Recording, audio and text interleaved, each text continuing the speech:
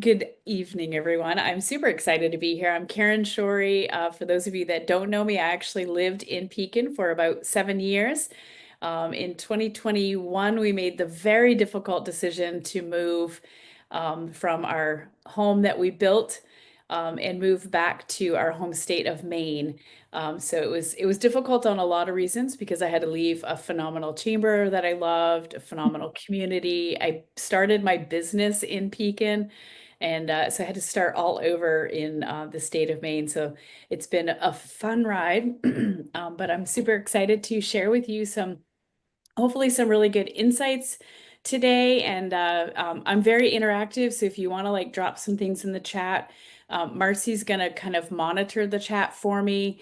And Marcy, feel free to anytime I take a breath to interrupt me if you need to. And Okay, no so that problem. I don't have to focus on that. And so that would be great. I'm going to go ahead and share my screen. I do have a presentation. It's more just to keep me on point. So there's only 10 slides. So I promise it won't be death by PowerPoint. But welcome today. So today we're going to be talking about setting up yourself for success in 2025. I can't believe that this year is already like 2 weeks from being done. It feels like it has just flown by. I think the older I get, the faster time flies. But as small business owners, aspiring entrepreneurs, wherever you land in that spectrum, planning is really the foundation. It's something I love talking about because it turns your vision into reality. And so we're going to talk about some tools and some strategies that will really help you to kind of pivot and uh, present yourself so that 2025 you can capture all that it has so that you can be successful, but make it manageable. That's really important to me. So let's dive in, and I'll share a little bit about tonight what we're going to look at. We're going to talk about what success really is. We're going to start with the end first because that's how my mind works and that's how I found things to work quite successfully. We're going to reverse engineer your goals. And then we're going to create some weekly and daily momentum for you. That's where we often get stuck, is in the daily momentum. And we're going to talk about the common challenges that get in our way, and then have some Q&A, which is the part that I love the most. I will promise you I don't know all the answers, but I'll give a good whirl. Or we'll open it up to the floor and say, hey, does anybody know the answer to this one? So by the end of the day or the evening tonight, I do hope that you have a solid plan and actionable steps that you can start building your best year yet. Does that sound like something you all want to do? Excellent. I'll get a couple thumbs up. A little bit about me. I could give you a really impressive bio. Well, I don't know how impressive it is, but those things don't matter. I am qualified, certified, all that good stuff, and I wear a lot of hats. But the hats that I love the most, that make me who I really am, are what you see here. These are four pictures of things that represent the most important part of my life. So I am wife to my husband of 35 years. 35 not perfect years, 35 years that we have said, hey, we are in this together, good, bad, and ugly, and we have seen it all. And for the most part, we still like each other. So that's a great testament. The second picture that you see, I have been so blessed to have three beautiful daughters, and that is definitely the hardest hat I've ever worn, is being a mom. Nobody quite prepared me for that, although I also don't think you can be prepared for that. So all three of my daughters are grown. My youngest is kind of the pivot point of why we moved away from Pekin, or we would have stayed there. She was determined to go back east where her big sister lives. And I just couldn't see myself being in the Midwest with all of my girls on the East Coast. So hence our big move. And then, of course, we can't forget the cat and dog who remind us every day who really runs the roost. So if you do see a door crack behind me, that's just the cat coming in because she thinks that she should be part of every one of my meetings. So it's a little bit about who I am. All right, so let's start by defining what success is. And feel free to put in the chat what does success look like to you? I really do want this to be as interactive as possible, but start by imagining what is it look like it's 2025, it's December 3rd, 31st, at the end of next year? You're reflecting on your business achievements. You're sitting at your desk, a cup of coffee, glass of wine, I don't know, a glass of water, whatever your beverage of choice. And you're thinking about what you've accomplished. What would you say? What would you write down? Would you say, wow, I nailed it this year? Is hitting maybe a revenue target, a goal for you, streamlining your operations, growing maybe your customer base. What are those things? So I really want to just encourage you, if you're taking notes, to write down 3 measurable outcomes that you'd like to achieve. What does success look like for you? It's going to be different for each one of us. No one of us will have the same goals. So clarity is key, and it's not about working harder, it's working smarter and having really specific goals. And I put this statistic down here because I think it's key. Actually, there's a couple things on this slide. One is like a subliminal thing. Not really. I'll tell you what it is. But the statistic is 92% of people who set goals don't achieve them. It's a staggering number. Staggering. That means 8% is that's it for those that set and achieve their goals. So I want to help you, give you some tools that will help you to not only be part of that 8%, but for yourself to have that like, wow, I really did this. So the other thing in this slide is you'll notice on the iPad, there is a planner. This is the planner that I use. It's called Key to Success Planner.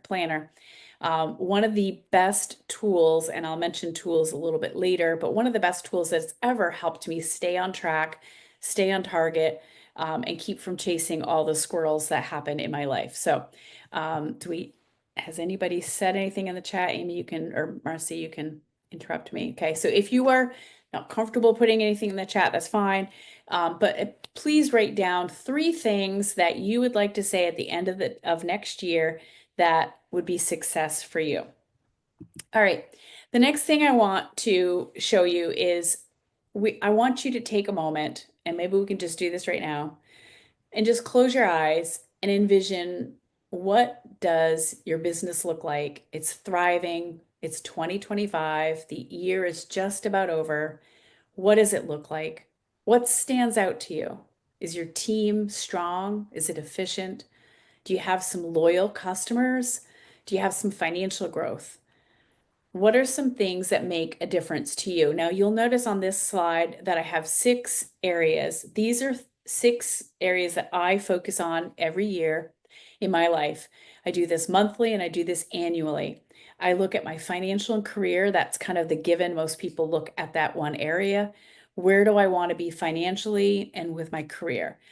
But the other areas often get left out. And when we wonder why we don't feel fulfilled, we don't feel satisfied, it's because we are neglecting these areas. So when I do my planning at the end of the year for the next year, I like to look at all of these areas. Where do I want my family to be? Not necessarily physically, but like, what do I want to do? What do I want to experience with my family? What kind of physical changes might I want to see in my home? Whether it's remodeling or adding a deck or changing the basement out or painting the house or whatever that might be. Physically and with my health, what do I want that to look like in a year? Do I want to drop some weight? Do I want to lower my cholesterol? Do I want to lower my blood pressure or my uh, uh, not diabetes, my sugar levels? Do I want to decrease those? Like, what are those things? How do I want my health to be? Do I want to have more energy in my life? Spiritually and ethically, this is an area that is often overlooked as it doesn't have any bearing or value, but it totally has so much bearing and value on your success. Is ethically and spiritually, where are you? What grounds you? If you don't have something grounding you, it's going to be hard to find that level of success that you truly want. And mentally and educationally, if you want to read a few books, do you want to take a course to earn an additional certification? What are the things that you want mentally or educationally? May not necessarily be education, it could be mental. And then the last area is social cultural. Again, we can't leave this point out. I was listening to something today talking about the right now, more people are experiencing deep loneliness that's causing a very deep depression. And it's a very scary thing for so many people. So, socially and culturally, making sure we're intentional about what we want that to look like. And so, those are the areas that I stop and I think, what do I want this to look like in my business? What do I want my life to look like next year? So write down 3 indicators maybe for each one of these areas. You don't have to do it tonight, but maybe just kind of take some notes. So each one, financial and career, family, home, physical health, spiritual, ethical, mental, educational, and social, cultural. What are 3 things that at the end of the year, I would feel like, wow, this is a great success? So this is going to lay the foundation for everything we build today. And the question I want the sentence I want you to fill out is, I am successful when. That's a great sentence for you to fill the blank in. I am successful when I am doing or I am being something specific. How much sense does that make? Okay, got some good Baptist amens. I can work with that. All right, let's look at the next slide. I want to break down. So once we identify what that big thing is that we want, and let me back up a little bit and tell you the reason why we're doing this. Several years ago, I was at a conference for it's a franchise-based leadership company that I own. And I was at the World Conference, and one of the vice presidents came up to me and he was asking me about my goals. So I told him, and I had a numerical goal because that's like what you're supposed to do when you're a business owner, right? Like, I just did what I felt I was supposed to do. And he asked me why I picked that number. And I just paused and I was like, it was a bigger number than last year. Like, I had no real reason. And he looked at me. He's the nicest guy. He just passed away about a year and a half ago. And he said, Karen, that is the stupidest reason for a goal. Like, you're not going to get it. You're not going to achieve it. And he was right, because the year before I picked a number that was bigger than the year before, and I just didn't get it. And I wasn't excited to work towards it because numbers don't impact me. I don't care about the numbers. He said, Karen, you need to figure out what you want in life. So he took me through the exercise of that last slide of identifying, where do you want to go? What kind of vacations do you want with your family? How much is that going to cost? What do you want to do? Where do you want to go? Add those things up. And ironically, when I added all the things up of what I wanted to do, where I wanted to go, and what I wanted to achieve, they came up to almost the same number. But all of a sudden, that number meant something to me. It meant those vacations that I could spend with my entire family. It meant being able to finish the patio in the backyard. It meant being able to accomplish the things that I wanted. And that was really, really huge. And so that's when I learned how to break my goals down and create that skin in the game, if you will, and make them super personal. Okay, so let's talk about this slide here. 3 things here is, we want to create quarterly milestones. This is absolutely huge. If you haven't read the book, I think it's behind me. It's called The 12-Week Year, a great book, phenomenal book that I would totally recommend you reading. I can't remember who wrote it. I think it's Brian Moran. I could be wrong on the author, but I have the title right. The 12-Week Year, phenomenal book, really talks a lot about chunking your goals into small, reachable steps. If we set a goal, we want to earn $100,000 this year.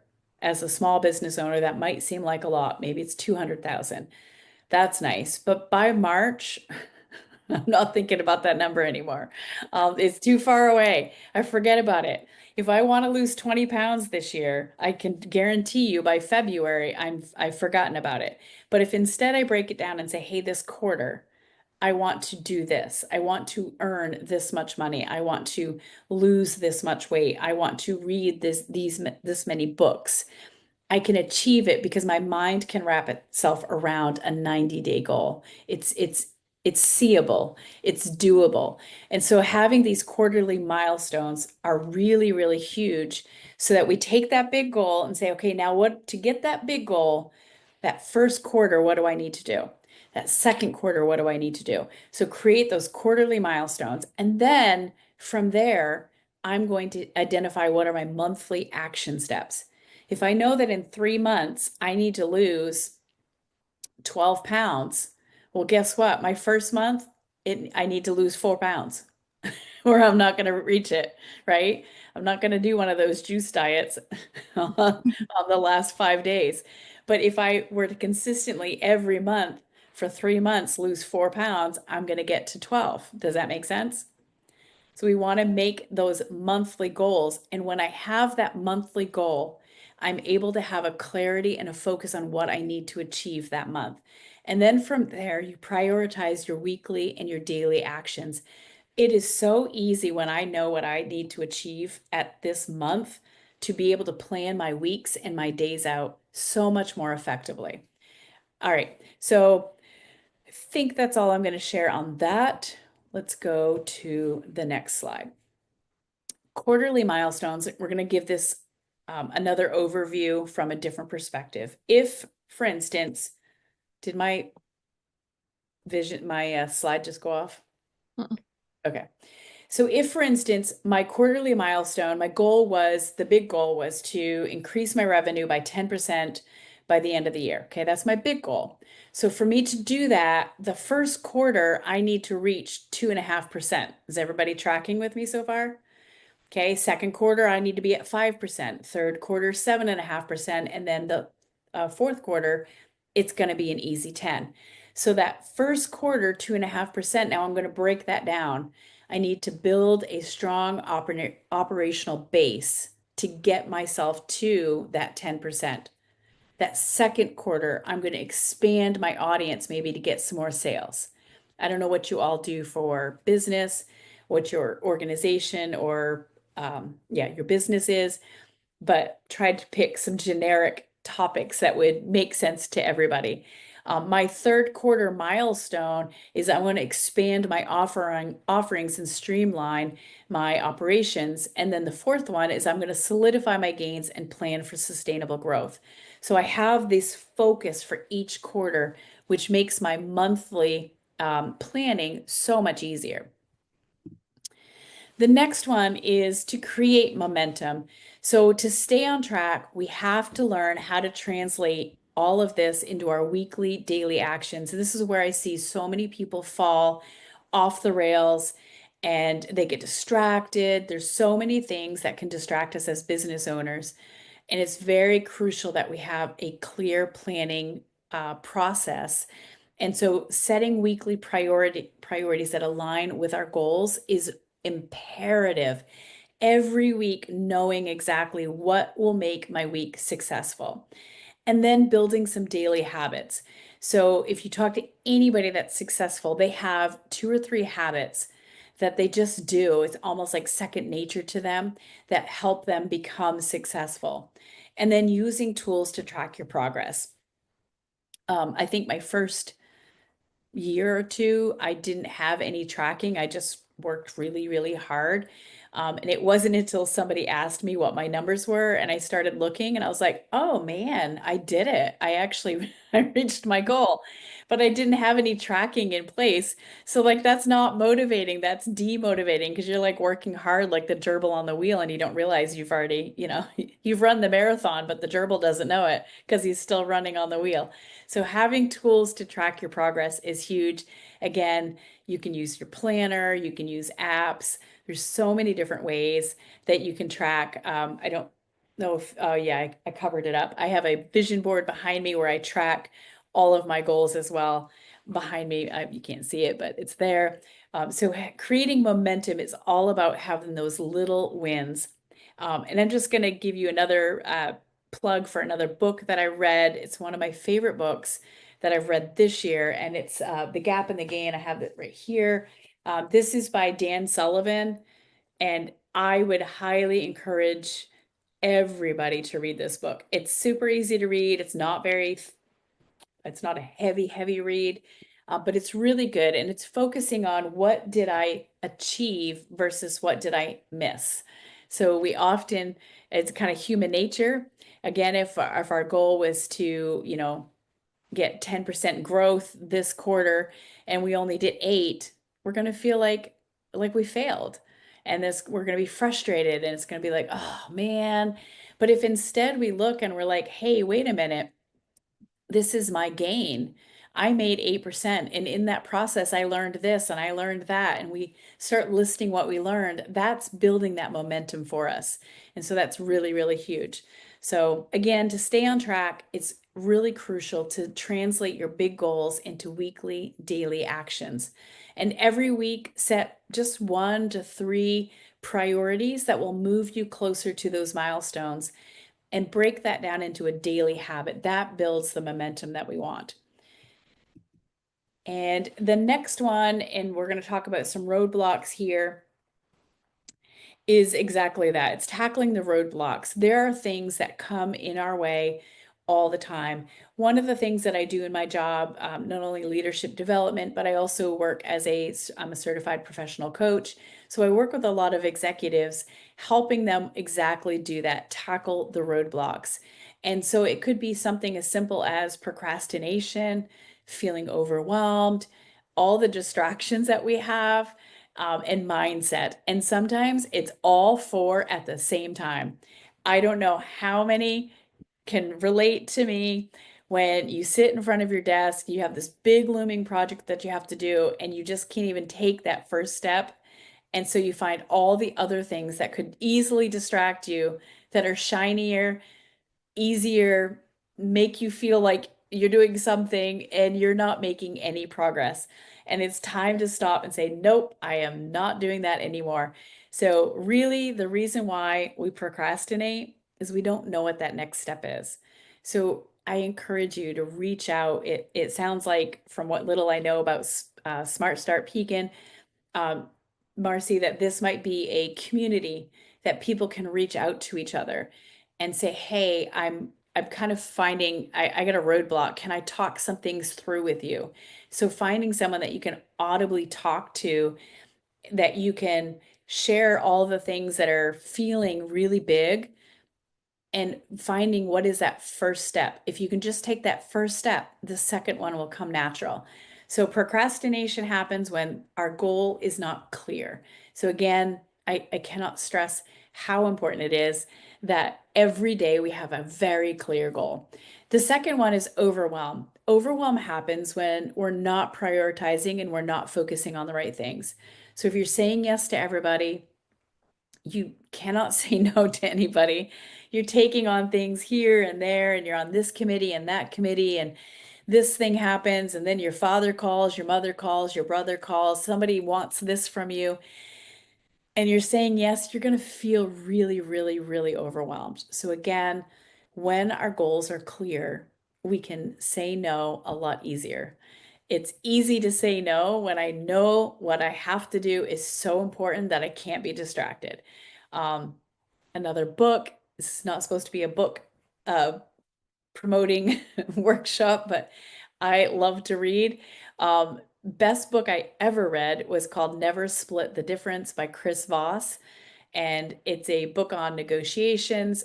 Couldn't figure out why anybody would give me that book. I don't need to negotiate. I'm a business owner, but everything in life is a negotiation. And he has an entire chapter dedicated to how to say no without ever saying the word no. For some people, this is truly a huge issue. They are such people pleasers. They've been conditioned to always say yes. So saying no is hard. But if you don't say no to some things, you're going to just overwhelm yourself. So prioritizing and focusing on what that next step will really help you to say no. The next one is distractions. So this could show up in so many different ways. It could be physical distractions, like someone knocking on your door. I don't want to knock because my dog will start barking.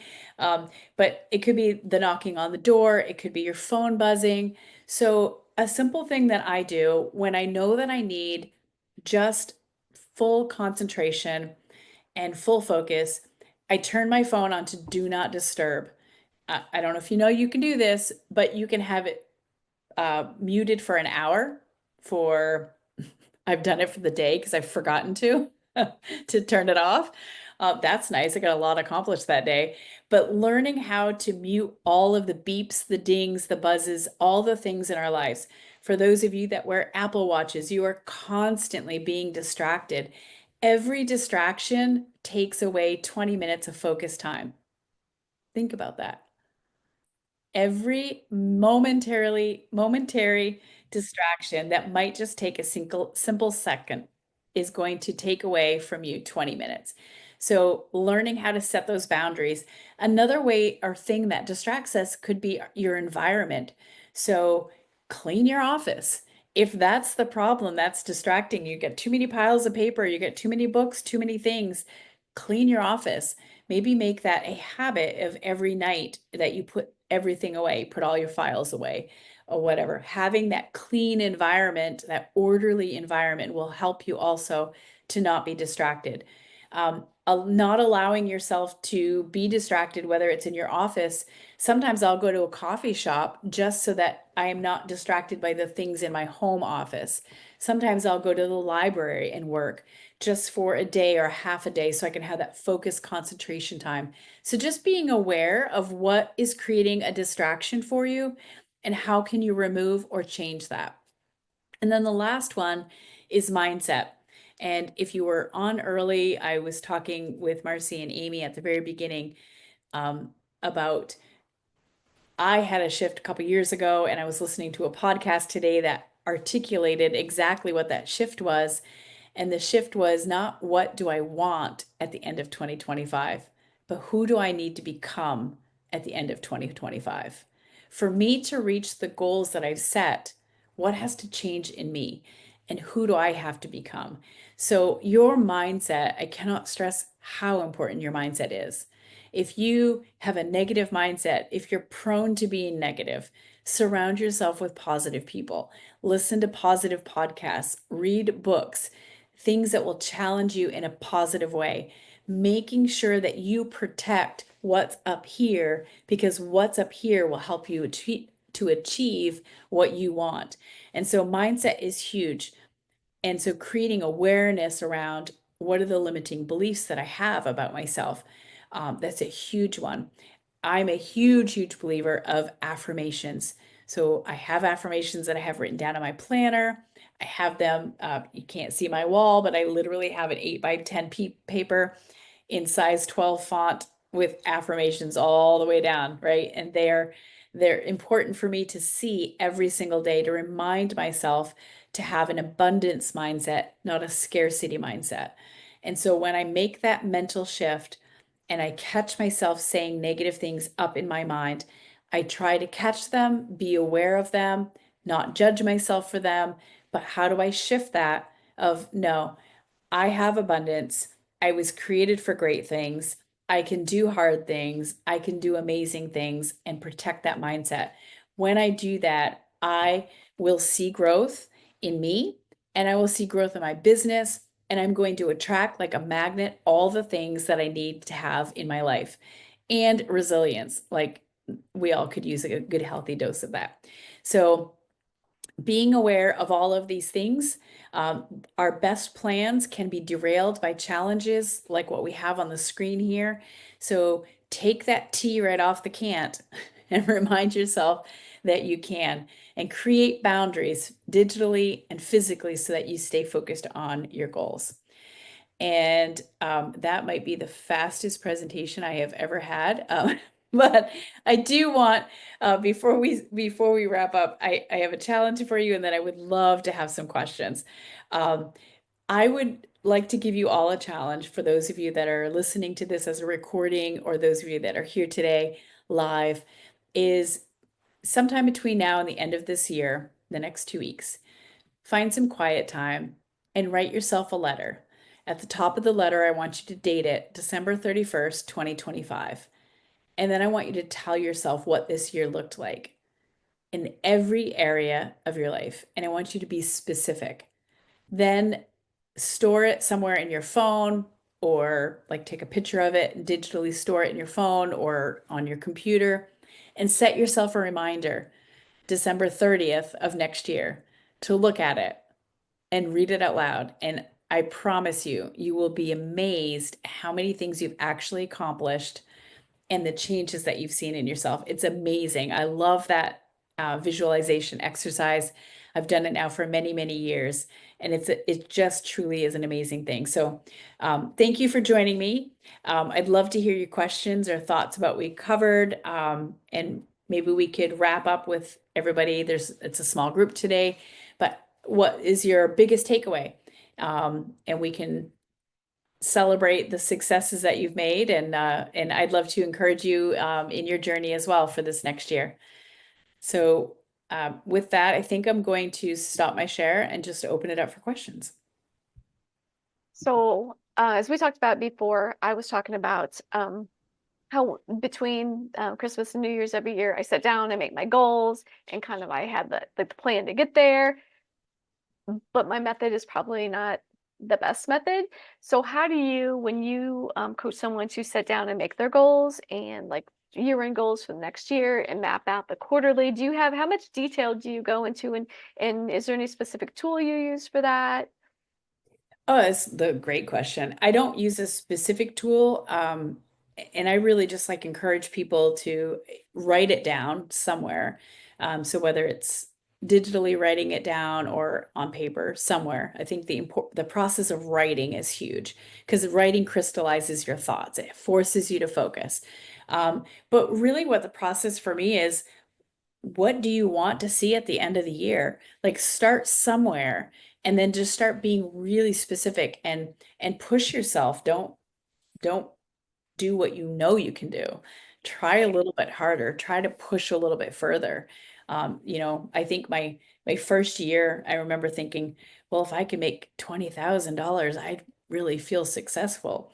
Well, I can't keep doing that, or I'm not going to definitely not going to be successful, right? right. So it's for me, I don't start with the number. I used to, and Mhm. it wasn't motivating. So for me, I start with what are the things I want?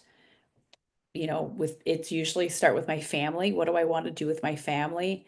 What do I need to live comfortably and be able to achieve my goals, whether it's my being able to invest money, being able to give, being able to do. So I kind of start there. And then from that, I figure out, okay, well, to do all those things, how much money do I need to make? So I Right. kind of start with that. But as well as thinking, well, I want to make an impact. So how many clients do I want to work with this year or whatever? I don't know what everybody's role is. All right. So just what you said at the beginning, like start at the end and work backwards, Yeah, basically. Okay. exactly. Yeah. Yep. Eric just dropped something in. Eric Sampson just said, I like the letter idea and I love book suggestions and guidance on other tools. Oh yeah. So yeah, the book suggestions, I do you want me to put them in the chat? I suppose I could if you didn't catch them all. But yeah, a couple of my so I love the obviously I mentioned Never Split the Difference and The Gap and the Gain. Those are great books. Um What was the one another you said at the beginning? oh Something, the abundance one. Yeah, so I just picked this one up. It just arrived today through Amazon Prime. So, Ah, but it's love it. called Abundance Ever After. It's a mindset shift book, and it's by Kathy Heller. And yeah, I'm really like I cannot wait. It's tools for creating a life of prosperity and ease. It's a book I can't wait to dive into. I've really heard a lot about that. So I'm diving into this. Next week I have off, so this will be Awesome. my reading material for the week. So I do that. I also do like a vision board. I do a bit of a hybrid of a physical vision board, and then I do Canva because I'm Mhm. not that creative. So Canva helps me look a Ah, little that's a more great creative idea. than That's I a am. great idea. I So should do that. I love, and what I do, let's see if I can, if I, I'll show you this year's, oops.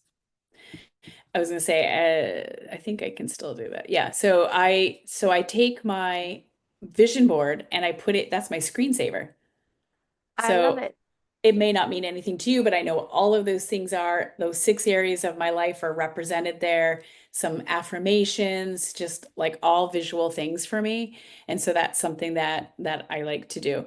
So I take that and then I also print that out and put that on my physical vision board with more affirmations and just like visual reminders of what I'm doing, just because life can get busy and it's easy to get stuck in the minutia of life and lose that focus that we have for our goals. Um, and a planner, like can't do without a planner. So I'm the director of the Illinois SBDC, the Small Business Development Center at Bradley. I'm a big fan of utilizing those things that can be incorporated into your habits easily. Um, Yeah. you know, it, we talk about a lot of times as people approach the end of the year and the start of the new one, people wanting to create a complete overhaul and that type of thing, and that can be really, really challenging, and it's tough to get those things to stick. Yeah. Um, but I like the idea that you were talking about some mindset shifts as well, because I have found that for the things that I've changed about my life to have that stickiness, right? To have that opportunity to become ingrained. Yeah. Um, you have to almost think of those not as things you do, but as what you are and who you are.